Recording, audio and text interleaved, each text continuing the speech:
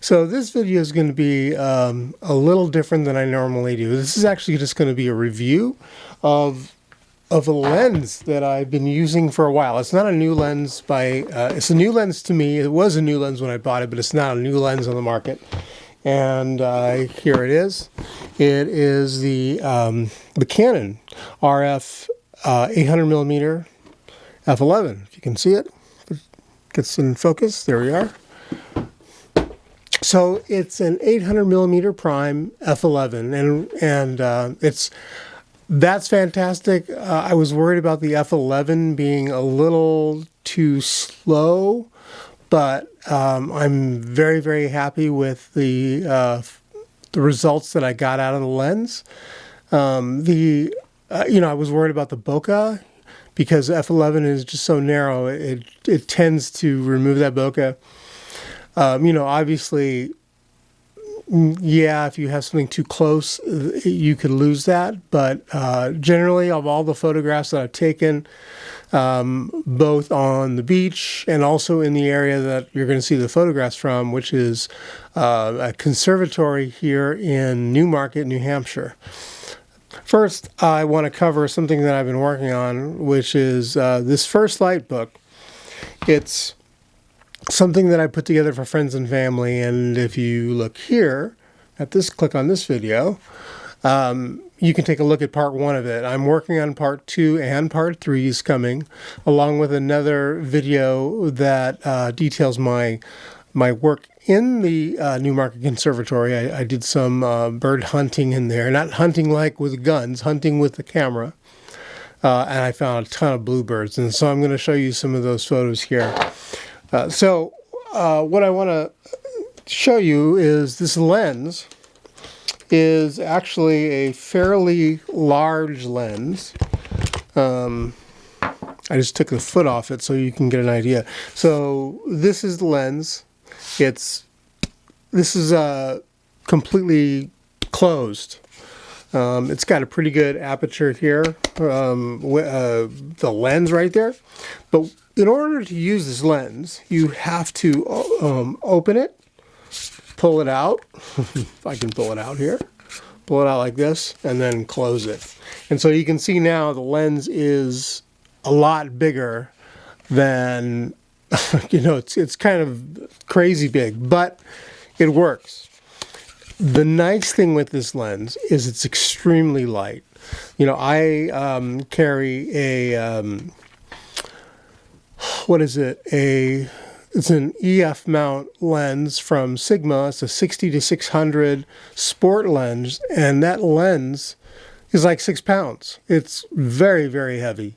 It does a great job, and I get the 60mm all the way to 600mm, and if I add a 1.4 extender, I can actually get more reach than this, but it's extremely heavy. This is like, you can see me kind of holding it around. It's like 2 pounds. It's not even that. Very, very light. A very good lens. If you have a chance to rent it or even buy it used because it's been out there for a while, I highly recommend it if you're doing any kind of wildlife photography and you need the reach. Now, there are some things that I don't like about this lens. One is the fact that it doesn't come with a lens hood. So I had to purchase this lens hood separate. This is by JJC, and it's the LH101. And this lens hood fits it perfectly. In fact, it looks just like what the factory lens would look like. The factory lens is like $75. It's a lot of money for a piece of plastic, a round piece of plastic. And this is like $12, $15, so it's definitely worth it. And I would recommend obviously wearing. I would always recommend putting your lens hood on whenever you're out. This protects the lens, even if you're not. There's not a lot of light. It's just very, very good for the lens. So another thing that I didn't like about this, and I understand why Canon did this, right? Because they wanted to keep this. This was, when I bought it, a sub $1,000 lens, brand new, and in the scheme of things, from a lens point of view, that's a really good deal. They do make, you know, all the way up to a, I think it's a 600 or 500 millimeter F4, and that's like $10,000. This one obviously was like $800. There are others that are closer to $3,000, and the images that I get out of this, even though it's only an $800 lens, are incredible. I'm very, very happy with them. So the other thing that I wanted to mention that I'm not really keen on is the fact that it doesn't come with a foot here, so there's no way of connecting it to, you know, I mean, obviously you can screw something in there. I think it's a 3/8 inch or a 1/4 inch, not exactly sure, 1/4 inch screw hole. So I had to buy this extra foot, and it's called the iShoot. And it's specifically designed for this lens. And it just pops on like this, and it has a little screwy, you can hand tighten it like so. And the actual foot, there's a hole that goes through this metal. It's really well built. This metal hand tightener that you can even tighten it more. You can stick like a little metal rod in there and tighten this more. So this mount that I have is that I just put on is Arca Swiss compatible, which is great. The only thing that I ran into, and maybe it's just because of I've been using this gimbal for such a long time. It's a Newmarket gimbal, and when I sit this on the mount and I tighten the mount, sometimes it can slide a little bit. So I bought basically I bought like you know, an extra one of these that is another Arca Swiss mount plate, and this fits the Newmarket better, but it works. It's just, you know, when you have a camera and it moves slightly, you get kind of nervous because, you know, it's quite a lot of money that you don't want to just like have it fall off. Anyway, so I'm going to show you some photographs that I've taken with this lens over at the Newmarket Conservation Area, just down the street from me. So let's go ahead and take a look at them now. So this is a picture of a bluebird that is in a tree, and these were the type of pictures that I actually really wanted to get. And this is where the sun, which is starting to set, not quite, but it's starting to set behind me, and I wanted them to, you know, to provide a great light for the bird, like you can see right here. Of course, this particular photo of the bird has a branch in front of it, so I'm not very happy with it, but I'm using it as an example of the type of lighting that I was going for. So this pair of birds, they flew to the side of me instead of being in a position where the sun is directly behind me, unfortunately.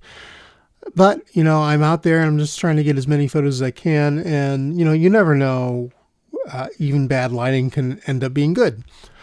So in this particular case here, you can see these two birds perched out in the field. Even though with the lighting, I think they still look pretty good. You can see the bokeh of the 800mm F11, even though it is that F11, it's still looking, in my opinion, pretty good.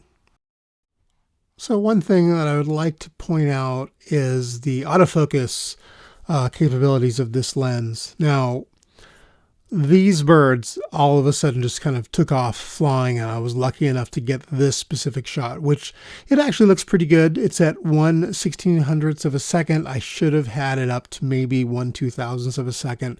Autofocus is not that bad. This last photo is probably one of my favorite photos here.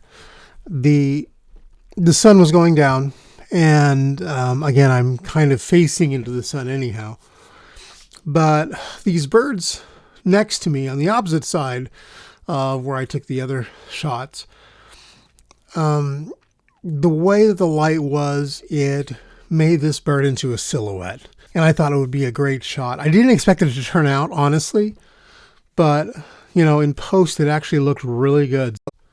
As I mentioned earlier in the video, there is a minimum focal distance to this lens.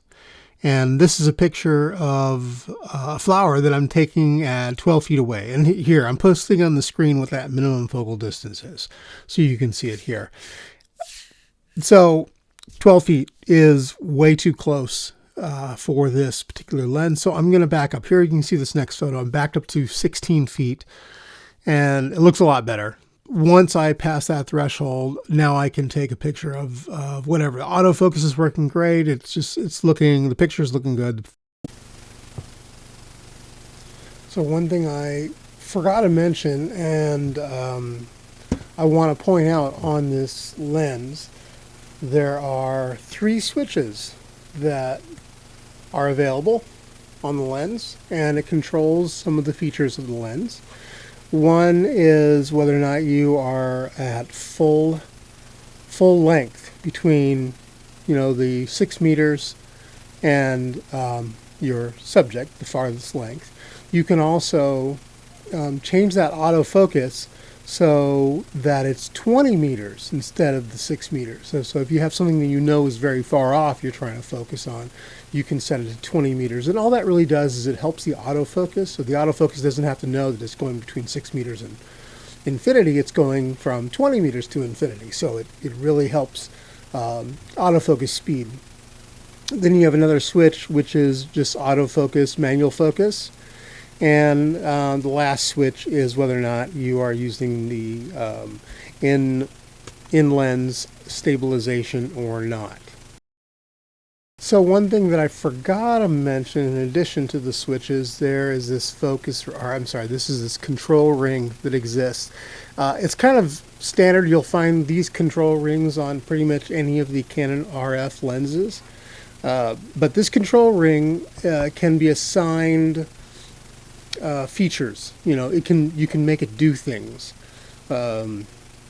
Not exactly sure because I don't use it, but I know you can assign it things on the camera for it to do. So it's kind of like a multi-function a ring. So that's in addition to those buttons. Again, I don't use it, but it's there for you if you want to take advantage of its features. So there you have it, my review of Canon's RF 800mm F11. I really enjoy this lens. I use it quite a bit. As I mentioned, you just have to be aware of the minimal focal distance. Shouldn't be a problem. You're out in the wild there. More than likely, your subject is going to be further than 12 feet away. But, it's just something to be aware of just in case you're trying to use this at a closer distance. So, just something to be aware of. Anyways, thanks again for watching, and if you could click the like button, subscribe button, it doesn't cost you anything, and it really helps me out.